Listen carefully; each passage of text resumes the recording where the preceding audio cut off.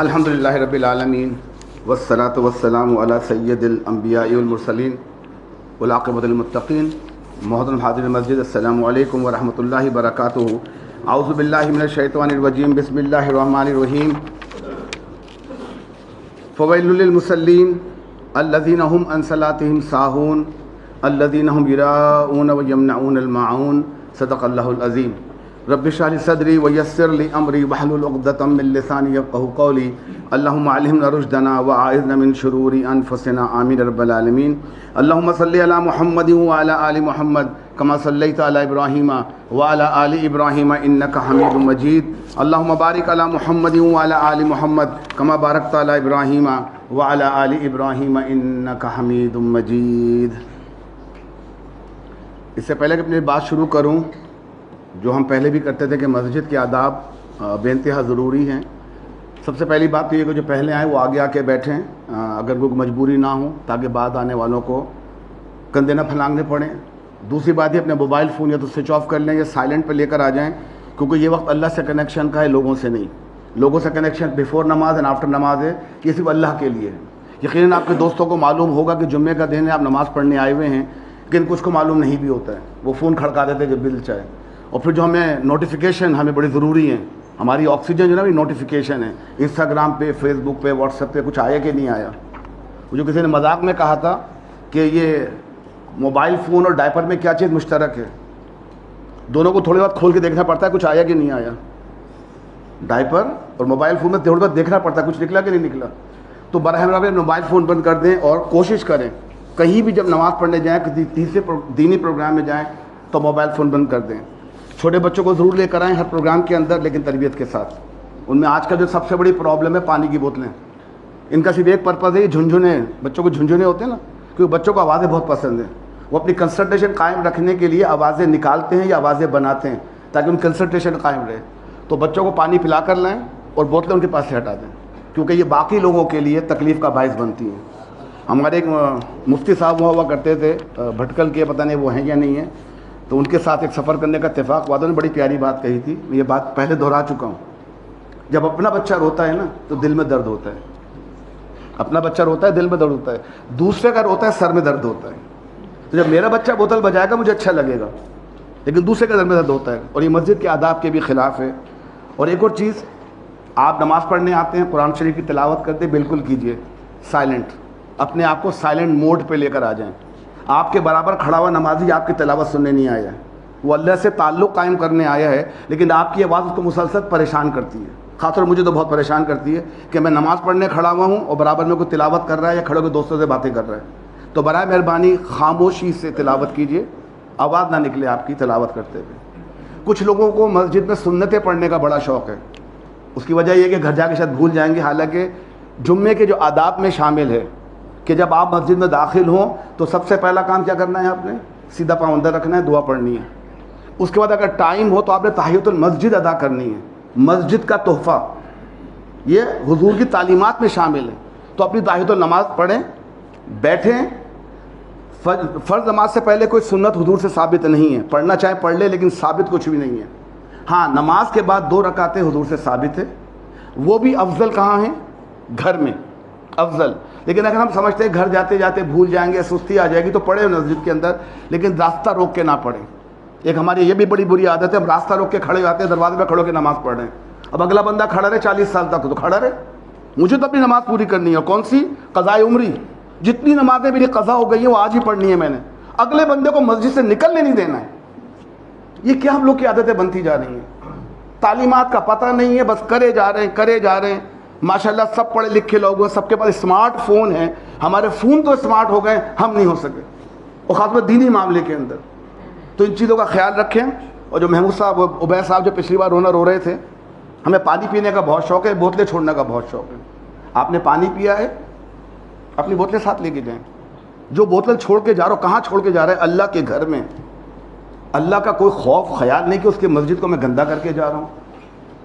تو پانی پئیں، بوتل بھی ساتھ لے کے جائیں. باہر ٹریش کین رکھے ہوئے ان میں ڈال دیجیے.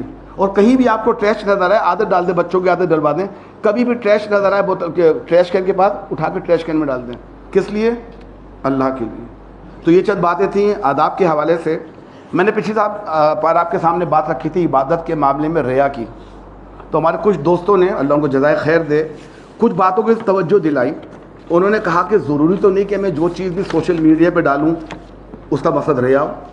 میں ایسے ہی ڈال رہا ہوں اور یہ ہوتا بھی ہے. میں یہ نہیں سمجھتا کہ ہم میں سے کوئی سوشل میڈیا پہ اپنی اگر تصویریں ڈال رہا ہے تو معاذ اللہ اس کے دل میں کوئی دکھاوا شو ہے.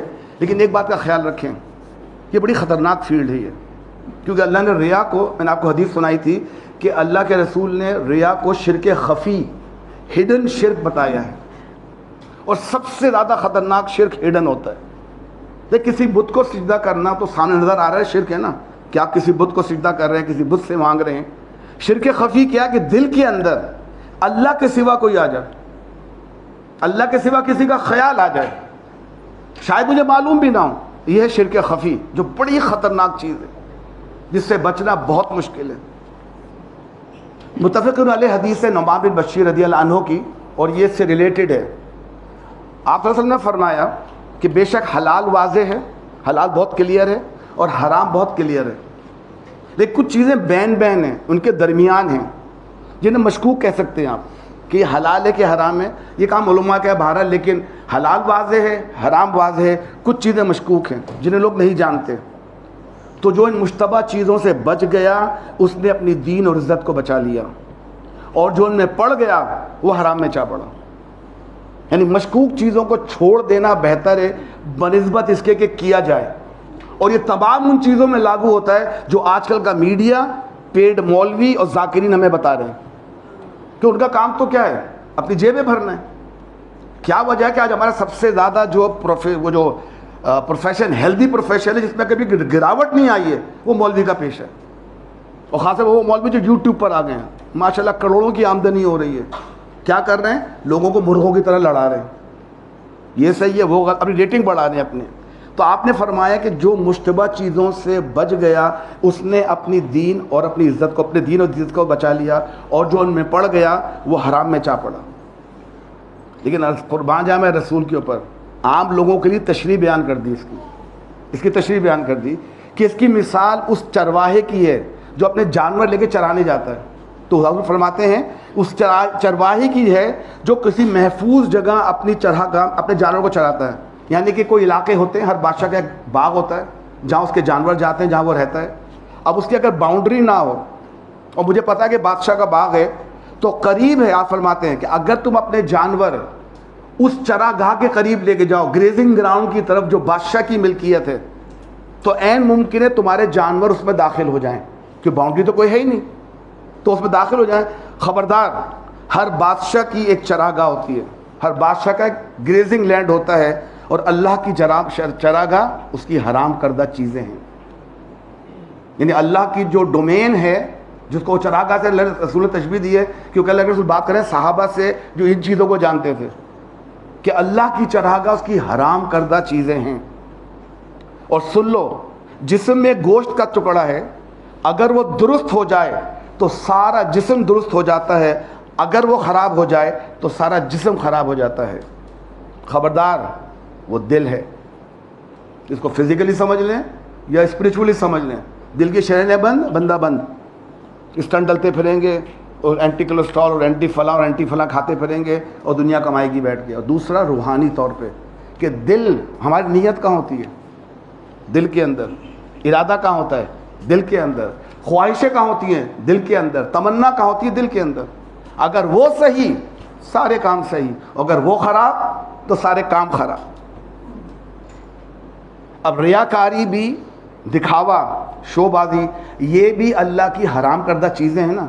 خاص طور پہ عبادت کے اندر اللہ کو اپنی عبادت چاہیے مخلصین لہ الدین، بالکل 100% اخلاص کے ساتھ. وہ ہم سے شاید ممکن نہ ہو، لیکن کوشش تو بندہ کر سکتا ہے کہ میری عبادت میں خلوص موجود ہو، ڈیڈیکیشن موجود ہو، پیورلی اینڈ پیورلی فار اللہ ہو، صرف اللہ کے لیے ہو، کسی اور کا شائبہ نہیں آئے. کیونکہ شرک، اگر میں نے اللہ کے معاملے میں کسی کو ذرا سی چیز میں بھی شریک کر لیا، یہ اللہ کو بے انتہا غضبناک کرتا ہے.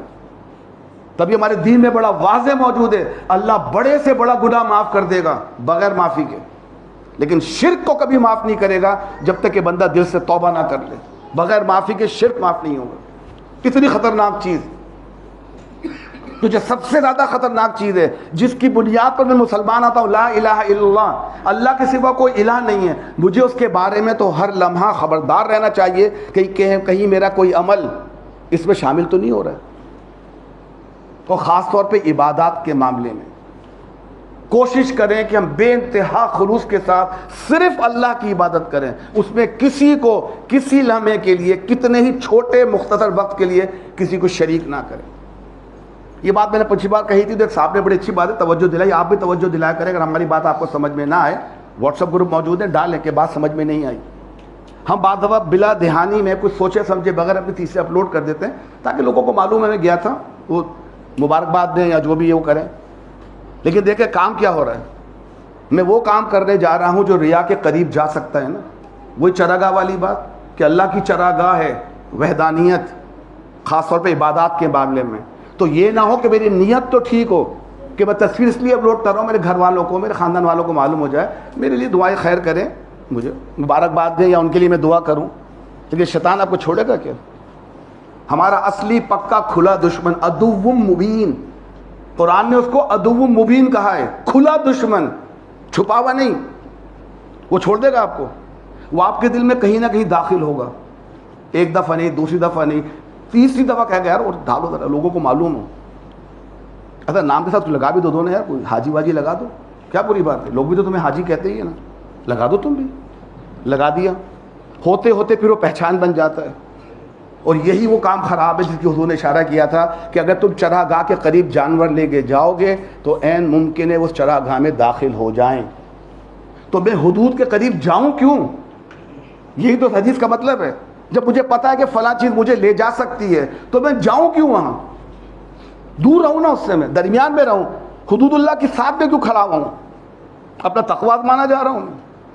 تو اس معاملے میں میں نے کہا تھا کہ جو حضرات اپنی تصویریں انسٹاگرام، فیس بک یا سوشل میڈیا پہ ڈالتے ہیں، خاص طور پہ حج کی یا اپنی افطاری کی، نمازی کو نہیں ڈالتا، تو آپ کو نمازی تو کہے گا نہیں، پڑھتا تو پڑھے، ہمارا کیا ہے، لیکن حج کی نماز، حج کی عبادت ہو گئی یا افطار پارٹی ہو گئی یا ختم قرآن کی پروگرام ہو گیا، اس طرح کی چیزوں کو آپ ڈالتے ہو۔ خاص طور پہ میں نے یہ مسقط کی سرزمین پہ ہوا ہے، ایک بہت بڑے عالم دین یہاں پروگرام کرنے آئے تھے تو لوگ ماشاءاللہ ٹھٹ کے ٹھٹ لگ گئے، تو ہم کیا سننے آئے تھے کہ اگر وہ عالم دین کوئی بات کہیں گے، اللہ کرے میرے دل کو لگ جائے، میرے دل پہ اثر کر جائے، میں عمل کرنے والا بن جاؤں۔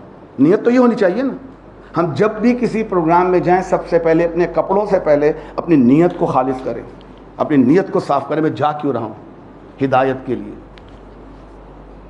تو ایک صاحب گئے، نیت اللہ کا اللہ جانتا ہے، میں تو صرف جو ویڈیو دیکھی اس کے بارے میں کہہ رہا ہوں، ان صاحب نے پورے پروگرام کی ویڈیو بنائی اور پورے وقت اپنے آپ کو دکھاتے رہے، وہ کیمرہ پکڑ کے کہ دیکھیں میں یہاں آیا ہوں، لوگ آئے ہوئے، اپنے آپ کو دکھا رہے ہیں پیچھے سے، اور پورے 30 منٹ وہ ویڈیو بناتے رہے اور فیس بک پہ ڈال دی۔ تو آپ کیا کرنے آئے تھے؟ وہ جن کو سننے گیا تھا، آپ نے سنا تو نہیں ان کو، آپ تو اپنی ویڈیو بناتے رہے، یہ کیا ہے پھر؟ اب اس معاملے میں کوئی بولتا کہتا آپ کو تکلیف یہ ہے کہ یہ ریاکاری کے زمرے میں آ سکتا ہے، آپ کیوں لوگوں کو دکھا رہے کہ آپ فلاں کے پروگرام میں گئے تھے؟ Nobody is interested in that, آپ یہ بتائیں آپ کیوں گئے تھے؟ اور پھر ہم مرے جاتے ہیں کہ ان کے ساتھ تصویر کھنچوا لیں، اچھا کھنچوا لی تو اس کو فیس بک پہ ڈال دیں، کیوں؟ میں بڑے لوگوں کا دھتا بیٹھتا ہوں۔ تو فرق کیا پڑا؟ فرق کیا پڑا؟ ابو جہل تو حضور کے ساتھ رہتا تھا نا، ایک ہی شہر کے اندر، عبداللہ بن نبی تو حضور کی مسجد میں نماز پڑھتا تھا، کیا فائدہ ہوا اس کو؟ جہنم میں گیا، حضور کی حدیث موجود ہے، قرآن کی آیتیں موجود ہیں۔ تو اپنی نیتوں کو خالص رکھیں کہ میں جو بات بھی کر رہا ہوں، خاص طور پہ عبادت کے معاملے میں، اللہ بڑا غیور ہے اس معاملے کے اندر کہ میری کسی عبادت میں کسی لیول پر بھی ریاکاری نہ آنی پائے۔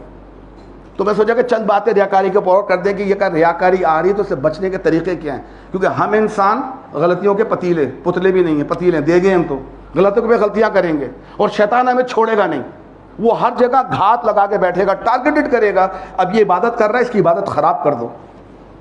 میں آپ سے کہا تھا شیطان کے دو کام ہیں، عقیدے سے ہٹا دے یا عقیدہ خراب کر دے، عبادت سے ہٹا دے عبادت خراب کر دے۔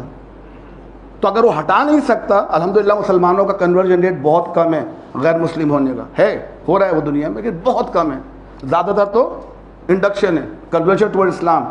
تو وہ عقیدے سے تو نہیں ہٹاتا تو کرے گا کیا؟ عقیدہ خراب کر دے۔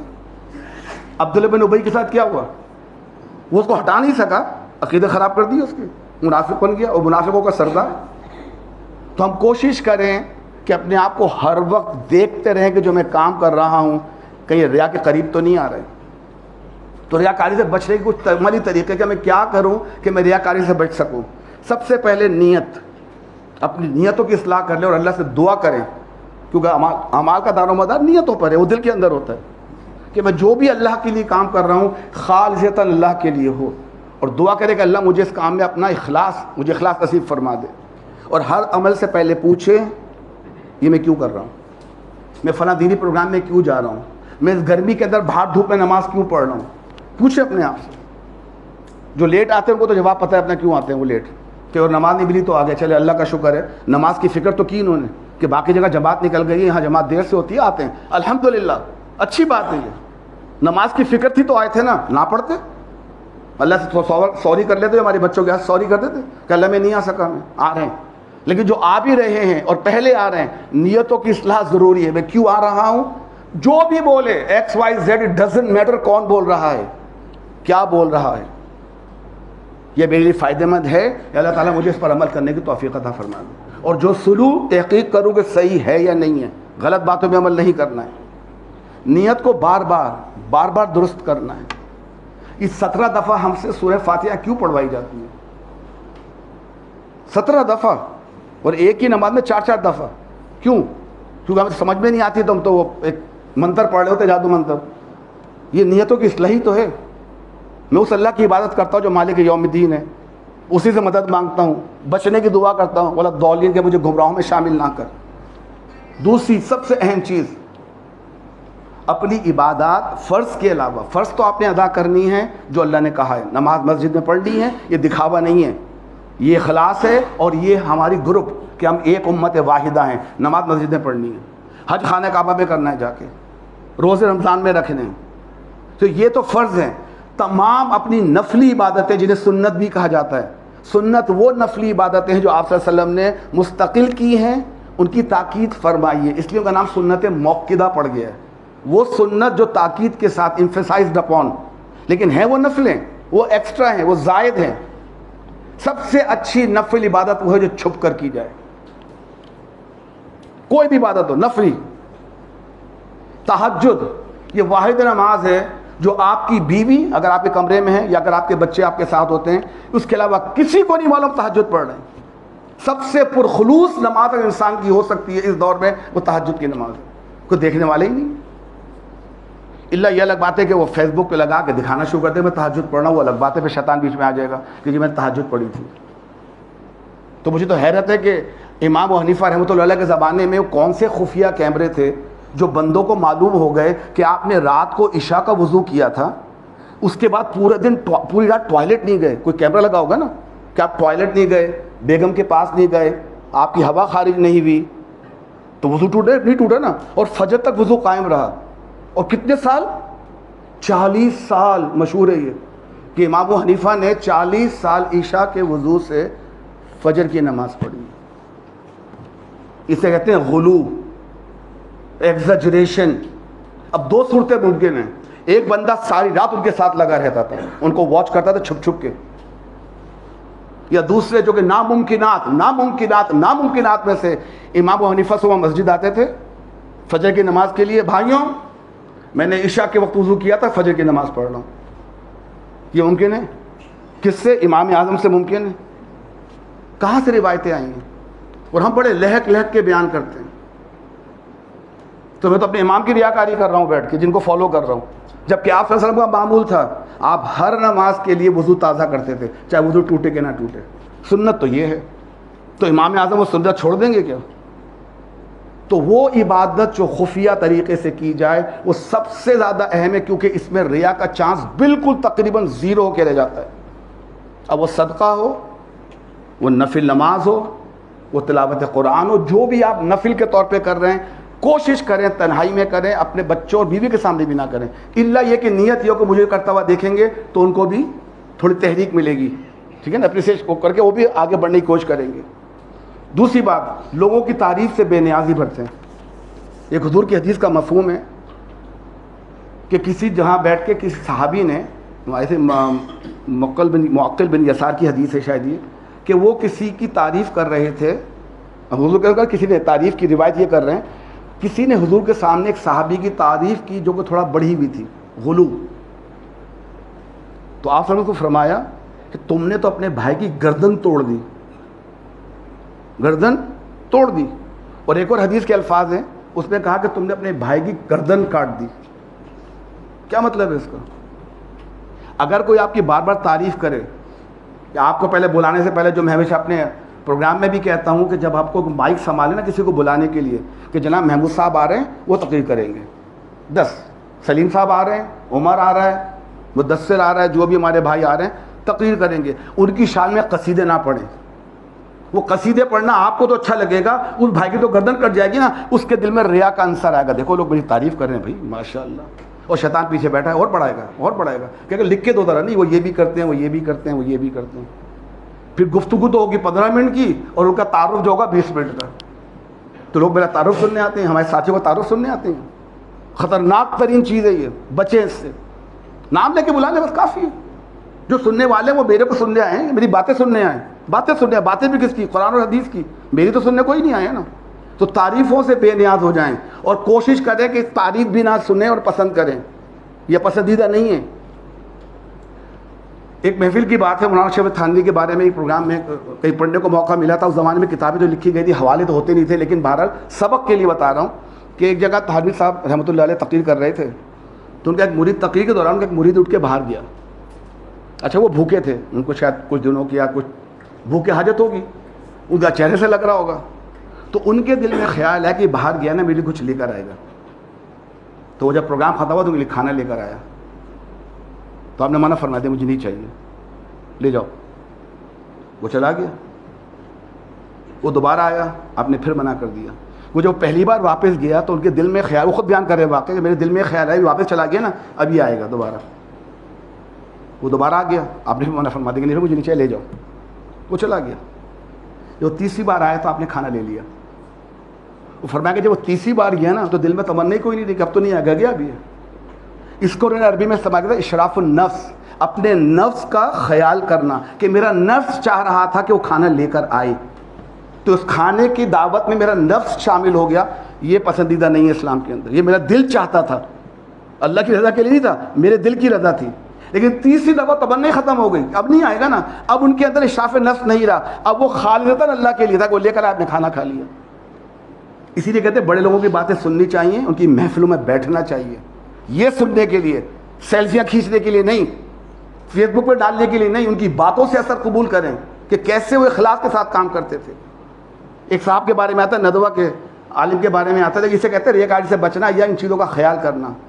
اس زمانے میں ان کو جو تنخواہ ملتی تھی وہ فجر سے ظہر تک یا فجر سے تک کا جو ٹائم ان کا ہوتا تھا، تو ان کا رجسٹر ہوتا تھا کہ میں اس وقت آیا تھا، اس وقت تک کام کیا میں نے، جو بھی ان کا کام ہوتا تھا تفسیر کا، ترجمے کا، لکھائی پڑھائی کا، اور اس وقت میں چلا گیا. تو ان کا وہ ملٹیپلائی کر کے ان کو ان کی جو بھی اجرت بنتی ہوگی سیلری دے دیا کرتے تھے. اس زمانے کے علماء کا یہ حال تھا کہ اگر ان سے کوئی دینی معاملہ پوچھنے آتا تھا تو جواب دیتے تھے، لیکن کوئی پرسنل کام کے لیے آتا تو رجسٹر میں لکھتے تھے کہ میں نے آدھے گھنٹے کے لیے اپنا ذاتی کام کیا ہے. بازار گئے، سودا سلف لا دیا، کوئی دوست ملنے آ گیا، دینی نہیں، ویسے وہ مائنس کرواتے تھے اپنے حساب میں سے کہ میرے کمائی میں حرام کی آمیزش نہ ہونی پائے. تبھی ان علماء کی باتوں میں اثر تھا. آج اثر کیوں نہیں ہے؟ ہم اپنے نفس کے غلام ہو چکے ہیں، ہم اپنے پیٹ کے غلام ہو چکے ہیں، ہم ریٹنگ کے غلام ہو چکے ہیں، ہم فالوورز کے غلام ہو چکے ہیں، کامنٹس کے غلام ہو چکے ہیں. کتنے کامنٹس بنے، کتنے لائکس آئے میرے لیے. اللہ بچائے، اس سب ریاکاری میں تو آتا ہی ہے، جس سے بچنے کے لیے کہا گیا کہ اس سے فوراً بچو. اور سب سے بڑی بات، دعا کریں. ریاکاری سے بچنے کے لیے کہ دعا وہ کارگر ہتھیار ہے جو ہر معاملے میں اللہ نے ہمیں سکھایا اپنے آپ کو بچانے کے لیے. وہ دعا یہ ہے، یہ احمد کے اندر لکھی ہوئی ہے، روا احمد ہے، اللہم انی اعوذ بک ان اشرک بک وانا عالم واستغفرک لما لا اعلم. اے اللہ میں تیرے پناہ مانگتا ہوں کہ میں جانتے بوجھتے کسی کو تیرے ساتھ شریک ٹھہراؤں. تو اللہ مجھے بچا کہ میں جان بوجھ کر شرک کروں، اور جو لا علمی میں ہو جائے تو اس کی معافی چاہتا ہوں. انسان ہے نا، دل میں خیال نہیں تھا لیکن شیطان نے شامل کروا دیا. اور سب سے بڑی بات دیکھیں، یہ ریاکاری سے بچنے کے لیے دعا تو موجود ہے، تنہائی میں کرنی عبادات کو اندر، آخرت کو یاد رکھیں. آخرت سب سے بڑا ایمان جو ہمیں عمل پہ آمادہ کر سکتا ہے وہ ایمان بالآخرہ ہے. ایمان باللہ، ایمان بالرسول، یہ دونوں مطلوب ہیں اور اصل دین ہیں. مطلوب اور اصل دین ہے، اللہ پر ایمان، رسول پر ایمان. لیکن شیطان ہمیں بہکا سکتا ہے کہ اللہ تو تم سے 70 ماؤں جتنی محبت کرتا ہے، تو غلطی کر دو کہ اللہ معاف کر دے گا. نمازی پڑھو گے اللہ معاف کر دے گا، روزے رکھو گے اللہ معاف کر دے گا. تو یہ ایمان تو مجھے بے عملی پر آمادہ کر سکتا ہے نا. پیمپرڈ چائلڈ کون ہوتے ہیں؟ جنہیں پتہ کچھ بھی کر لو اماں ابا کچھ، ماما بابا کچھ نہیں کہیں گے، ممی پاپا کچھ نہیں کہیں گے. وہ بچے بگڑتے کیوں ہیں؟ بڑی سے بڑی غلطی ہو جائے اماں ابا کچھ نہیں کہیں گے مجھے. لیکن جب اماں ابا ڈنڈا لے کے تیار ہو نا تو بچہ 10 دفعہ سوچتا کروں کہ نہیں کروں. ڈنڈا پڑے گا. ماں کے پیر کے نیچے جنت اور باپ کے پیر کے نیچے جوتا ہوتا ہے، کہ نہیں کرو گے تو جوتا پڑے گا. تو دعا کے ساتھ ساتھ آخرت کو یاد رکھیں کہ مجھے مرنے کے بعد اللہ کو جواب دینا ہے. میں اس عمل کا اللہ کو کیا جواب دوں گا کہ ماں کا میں نے کیوں کیا تھا. اور سونے سے پہلے خود احتسابی اپنا محاسبہ کریں. آج جو میرا دن گزرا تھا وہ دن اللہ کی یاد، اللہ کے طریقے سنت میں گزرا یا اس سے دور گزرا. اور ہماری بڑی منحوس عادت ہے سونے سے پہلے 50 ریل دیکھنی ہے، کچھ میسیجز سننے ہیں، فضول میں فیس بک پہ وقت ضائع کرنا ہے، فلاں کیا کر رہا ہے وہ دیکھنا ہے، فلاں ایکٹر کیا کر رہا ہے وہ دیکھنا ہے. اپنے بارے میں کچھ نہیں پتہ. اتنی دیر تک جاگتے کہ صبح نکل جاتی ہے فجر کی نماز. اللہ معاف کرنے والا ہے نا. قضا کیوں رکھی ہے اللہ نے؟ نکل جائے تو قضا پڑھ لینا. لیکن ریل کی قضا تو ہوتی نہیں ہے. وہ تو انسٹاگرام پہ آئی اور چلی گئی، وہ تو واپس نہیں آئے گی نا دوبارہ. ہم بچوں کو تو کوستے ہیں. بچے اپنے ابا سے سوال پوچھے آپ کیا کر رہے تھے رات کو بیٹھ کے فون پہ؟ اماں کیا کر رہی تھی؟ تو اماں پا لڑ کے جواب دیتے بیٹا ہم بڑے ہو گئے، ہمارا کام ہو گیا، بس ہمارا کام یہی ہے. بچہ جو دیکھے گا وہی کرے گا نا. جب وہ دیکھے گا ماں باپ کے ہاتھ میں موبائل ہیں، وہ کھانا کھا رہے ہیں ہمیں توجہ نہیں دے رہے، تو بچہ بھی موبائل اٹھا لے گا. بیٹھے ہوئے سارے بچے جو ہمیں منع کرتے موبائل دینے کو، خود موبائل لے کے بیٹھے ہیں. پہلے خود کر کے دکھاؤ نا، ہٹاؤ موبائل کو. تو یہ چند باتیں تھی کہ ریاکاری سے بچنے کے لیے، خاص طور پہ عبادات کے معاملے میں کہ شیطان ان کو تباہ کرنا چاہتا ہے. بچیں اس بات سے کہ اپنی کسی بھی عبادت کو کسی کے سامنے بھی واضح کریں. گفتگو آپ نے اکثر لوگوں نے سنا ہوگا، یا جو میں دوسری بار حج پہ گیا تھا نا سعودیہ، آپ بولتے ہیں میں سعودیہ گیا تھا، یہ دوسری بار حج کیوں کہہ رہے ہیں؟ پتہ چلے 2 بار حج کیا ہوا ہے. اور جب میں چوتھی بار حج پہ عمرے پہ گیا تھا میں، کتنے خطرناک جملے ہیں نا. یہ بندہ بے احتیاطی بول جاتا ہے آپ کیوں بتا رہے کہ چوتھی بار عمرے پہ گئے تھے؟ بولتے میں سعودیہ گیا تھا. نہیں، عمرے کا ذکر ضروری ہے یا نہیں ہے؟ کیوں؟ بچے اس سے. اللہ ہم سب کو بچنے کی توفیق دے کہ شیطان جملے ایسے منہ سے نکلواتا ہے ہمیں خبر بھی نہیں ہوگی ہم شرک خفی میں مبتلا ہو رہے ہیں، ہڈن شرک میں مبتلا ہو رہے ہیں. تو ابھی تمام عبادات کے معاملے میں کوئی بھی عبادت ہو کوشش کریں اخلاص کے ساتھ ہو، اور تمام نفلی عبادت خفیہ کی جائے تو بہتر ہے. اس بات کو میں نے ختم کر کے اپنی بات شروع کرنی تھی کہ ہمارے یہاں جو حج ہے اس کی حکمتیں کیا ہیں. تو سیلفیوں کو چھوڑے، کھینچیں، تصویریں کھینچیں، جہاں جانی 1-2 تصویریں کھینچ لیں. اب تو سنا سعودی نے پابندی وغیرہ لگا دی ہے. تصویریں کھینچیں اپنی یاد کے لیے، اپنے بچوں کے لیے، اپنی بیگم کے لیے. بس ان کے سامنے آپ ریا نہیں کر سکتے. بیگم کو پتہ ہے میں کتنے پانی میں ہوں، ان سے آپ کو جھوٹ نہیں بول سکتے. بچوں کو پتہ ہے ابا کتنے سچے کتنے جھوٹے، تو ان کے سامنے ریاکاری چل نہیں سکتی. ریاکاری چل سکتی ہے پڑوسیوں کے لیے، رشتہ داروں کے لیے، کزنس کے لیے، بہن بھائیوں کے لیے، بچوں کے ساتھ ان کے لیے کھینچیں، کوئی پرابلم نہیں ہے، منع نہیں ہے، حرام نہیں ہے. لیکن اس کو مشہور نہ کریں. تو کوشش کریں جو حج پہ جا رہے ہیں وہ سیلفیاں کھینچنے کے بعد ذرا غور کریں میں کرنے کیا آیا ہوں، حج پہ کیوں آیا ہوں، مجھے اللہ نے کیوں بلوایا ہے، مجھے کیوں اللہ دوڑا رہا ہے 8 سے 9، 9 سے 10، 11، 12 میدانوں میں گھوم رہا ہوں. میں اچھے خاصے ہوٹل موجود تھے، حرم کا موجود تھا، وہاں میں گھوم رہا ہوں. اور آپ کو پتہ ہے حج کے ارکان میں روزہ رسول شامل نہیں ہے. مدینہ جانا ارکان حج میں نہیں ہے. لیکن بڑی عجیب سی بات ہوگی نا کہ میں حج کر کے آؤں اور اس کے در پہ نہ جاؤں جس نے مجھے دین سکھایا. یہ تو ناانصافی ہوگی نا. تو وہاں تو جانا ضروری ہے. پھر وہ عشق کا مقام ہے. یہ فرض کا مقام تھا، وہ عشق ہے کہ جس نے مجھے دین سکھایا، جس نے مجھے اللہ سے روح شناس کرایا، اللہ کی پہچان دی، اللہ کی کتاب دی، میں اس کو سلام کرنے نہ ہوں سعودیہ کے اندر. وہاں تو جانا ہے. لیکن حج کے ارکان میں مدینے کی حاضری شامل نہیں ہے. تو اللہ 5 دن کیوں دوڑا رہا ہے مجھے؟ اچھے خاصے کپڑے پہنا ہوا تھا میں، شلوار قمیض یا جو بھی میرے کمفرٹیبل کپڑے تھے، 2 چادریں پہنا دی، وہ بھی بغیر سلی ہوئی، بغیر کسی انڈر گارمنٹس کے. تو کہ دھوتی کھل گئی تو وہ بڑی فکر لگی رہتی ہے. جن کو عادت نہیں ہے تہمت باندھنے کی، ان کو فکر لگی رہتی ہے کہ تہمت اگر کھل گئی تو کیا ہوگا، کیونکہ آپ کچھ نہیں پہن سکتے اندر سلے ہوئے کپڑے. تو حج کی حکمتوں پہ اگر ہم غور کریں اللہ کروا کیوں رہا ہے، تو شاید ہمیں تصویر کھینچنے کا موقع ہی نہ ملے. سب سے پہلی بات تو آپ کے سامنے رکھی تھی کہ جو ہمیں سفید لباس کو پہنایا جاتا ہے، سب کو یکسانیت کے ساتھ کہ سارے مسلمان ایک برادری کے ہیں، نہ کوئی بڑا نہ کوئی چھوٹا. اس وائٹ لباس کو آپ ٹیگ بھی نہیں لگا سکتے، کوئی ٹیگ لگائیں گے تو وہ سلاوا ہو جائے گا. وہ گوچی کا ہے کہ ارمانی کا یا برابر کی گلی سے لیا تھا، 10 ریال کا ہے کہ 100 ریال کا ہے کہ 500 ریال کا، کچھ نہیں پتہ نا. سفید موٹا پتلا ہو سکتا ہے اکارڈنگ ٹو موسم. اور دوسری چیز، یہ میرا کفن بھی بن سکتا ہے، اگر میں مر گیا اسی میں لپیٹ کے دفنا دیں گے مجھے. تو احرام باندھتے ہوئے اس کا خیال ذہن میں رہے. دوسری چیز، پھر ہم جیسے ہی مکہ پہنچتے پہلا کام کیا کرتے ہیں؟ طواف. 7 چکر لگانا ہے. کس کے گرد؟ ایک پتھر کے گھر کے گرد. کیا ہم اس پتھر کے گھر کو پوچھتے ہیں؟ کیا وہ ہمارا بت ہے کیا وہ؟ تو اسی کے چکر کیوں؟ کیونکہ لوگ اکثر سوال پوچھتے ہیں ہندو بھی کہ تم تو ہمارا بڑا مذاق اڑاتے ہو، تم بتوں کو سجدہ کرتے تو تم بھی تو بت کو سجدہ کر رہے ہو. ہمارا بت انسانی شکل میں، تمہارا بت گھر کی شکل میں. تو اکثر بچے کنفیوز رہتے ہیں، جواب کیا دیں؟ بات تو صحیح کر رہے ہیں، میں نے پتھر کے آگے سر جھکایا ہے. یہی ہے نا؟ بچے کنفیوز ہوتے کہ نہیں ہوتے ہیں؟ اگر اس ہندو سوال پوچھے یا کوئی غیر مسلم کہ تم بھی تو پتھر کو سجدہ کر رہے ہو. ہم پتھر کو سجدہ نہیں کرتے ہیں، وہ ہمارا قبلہ نما ہے، وہ ہماری ڈائریکشن ہے. کہیں بھی دنیا میں ہوں گے ڈائریکشن وہی رہے گی. وہ ایک نشانی ہے کہ یہاں منہ کر کے نماز پڑھنی ہے. اس گھر کی کوئی اہمیت نہیں ہے، اس کو چومنا ہاتھ لگانا کوئی ضروری نہیں ہے سوائے حجر اسود کے. وہ بھی اس لیے کہ آپ صلی اللہ علیہ وسلم نے اس کو ہاتھ لگایا تھا اور چوما تھا، ورنہ ہم بھی اس کو ہاتھ نہیں لگاتے. تو خانہ کعبہ کو ہاتھ لگانا محبت اپنی جگہ، ہاتھ لگا لیں، پیار کر لیں، چوم لیں، لیکن وہ ہماری عبادت گاہ ہے، مرکز عبادت ہے، ہمارا خدا نہیں ہے. تو مقصد کیا ہے خانہ کعبہ کے چکر لگانے کا؟ کہ میری زندگی کا مقصد کہیں بھی رہوں اللہ کا دین رہے گا. چاہے میں ڈاکٹر بنوں، انجینئر بنوں، جاب کروں، ملازمت کروں، کھیتی باڑی کروں، میں شوہر ہوں، بیٹا ہوں، باپ ہوں، بھائی ہوں، جو بھی ہوں، زندگی کا مرکز میرا اللہ ہے. یہ ہے وہ نیت حج کی کہ میں اس کے گرد گھوم رہا ہوں دیوانہ وار عاشق کی طرح کہ اللہ تو ہی میرا مرکز ہے. اور اس وقت ساری توجہ اللہ کی طرف ہو، سیلفیاں بنانے پہ نہ ہو کہ گھوم رہے سیلفیاں کھینچ رہے تو اللہ کی طرف توجہ کہاں رہی پھر؟ تو آپ کا مرکز تو سیلفی ہو گئی نا. تو پھر آپ کا سوشل میڈیا آپ کی توجہ کا مرکز بن جائے گا. تو کوشش کریں، خیال رکھیں کہ اللہ کو میں نے مرکز بنایا. اور آپ دیکھیں حج کے دوران سارے حاجی سارے کام ایک ساتھ کر رہے ہوتے ہیں. یہ ہم آہنگی ہماری، یہ کولیبریشن ہماری، کہ وی آر ون. ہم ایک نیشن نہیں، ہم ایک قوم ہیں. آج کل تو ہجوم بنے ہوئے نا، اور ہمارے پاسپورٹ پہ ٹھپے لگ گئے ہیں، فلاں کا ہجوم ہے، فلاں کا ہجوم ہے، فلاں کا ہجوم ہے. اب ہم اسلامی ہجوم نہیں رہے، ہجوم نہیں، اسلامی قوم نہیں رہے. تو حج کا مقصد ہم سارے ایک ہیں.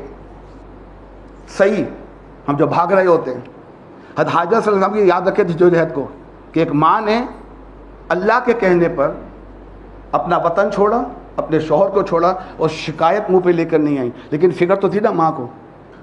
لیکن اصل چیز کیا تھی؟ اللہ کے حکم کے آگے سر جھکا دینا، چاہے سمجھ میں آئے یا نہ آئے، تکلیف ہو یا آسانی ہو. اس کو یاد رکھے نا بھاگتے ہوئے، تو پتہ چلے گا ایک ماں بھاگی تھی. ہم تو ایئر کنڈیشن راہداری میں بھاگ رہے ہوتے ہیں، ہماری سہولت کے لیے گرین لائٹ لگی ہوتی ہے، یہاں بھاگنا ہے، یہاں آہستہ چلنا ہے، سنگ مرمر کا فرش لگا ہوا ہے. وہ تو گرمی میں بھاگی تھی، یا گرمی نہیں بھی تھی، جو بھی موسم تھا، وہ تو چٹیل میدان میں بھاگی تھی نا. کاش ہماری گورنمنٹ نے اس چیز کو ویسے ہی رکھا ہوتا تو یاد پڑتا کہ وہ ماں نے کئی تکلیف اٹھائی تھی. اور دوسری بات، وہ کس کے توکل پہ بیٹھی تھی؟ شوہر تو چلا گیا عراق، کہاں مکہ اور کہاں عراق. کس پہ توکل تھا؟ اللہ کے اوپر. صبر کے ساتھ، کوئی شکایت نہیں. جب صحیح کرے نا، اس ماں کو یاد کرے، اس کی تکلیف کو یاد کرے، اس کے توکل کو سوچے ذرا. کتنی خاموشی سے بھاگتی رہی. ہاں پانی کی درکار ہے پانی، لیکن توکل اللہ پر تھا، اور شکایت نہیں کری تھی مجھے کہاں پھنسا کے چلے گئے. کہ جس نے روکا ہے وہ دے گا بھی، لیکن آسانی سے نہیں دے گا. ماں بھی بچے کو دودھ تب پلاتی جب بچہ دودھ کے لیے روتا ہے. یہ یاد رکھے ہمیشہ. تو اللہ نے توکل کرنا ہے، صبر کے ساتھ کرنا ہے. اور سب سے بڑا رکن جو ہے وہ حج کا، وہ کیا ہے؟ وقوف عرفات. وہ قیامت کے دن کا منظر یاد دلانا چاہیے کہ سب جمع ہوں گے قیامت کے دن اور معافیا مانگ رہے ہوں گے. اسی لیے وہاں مکمل عاجزی اور توبہ کے ساتھ صرف توجہ حج والے دن جو 9 عرفہ ہے، صرف توجہ اس بات پر ہو کہ میں نے اللہ سے معافی مانگنی ہے، اپنے گناہوں کا اقرار کرنا ہے، اس کے لیے معافی مانگنی ہے، اور آئندہ نہ کرنے کا جو ہے وہ فیصلہ کرنا ہے. مزدلفہ میں قیام کیا چیز ہے؟ سادگی اور صبر.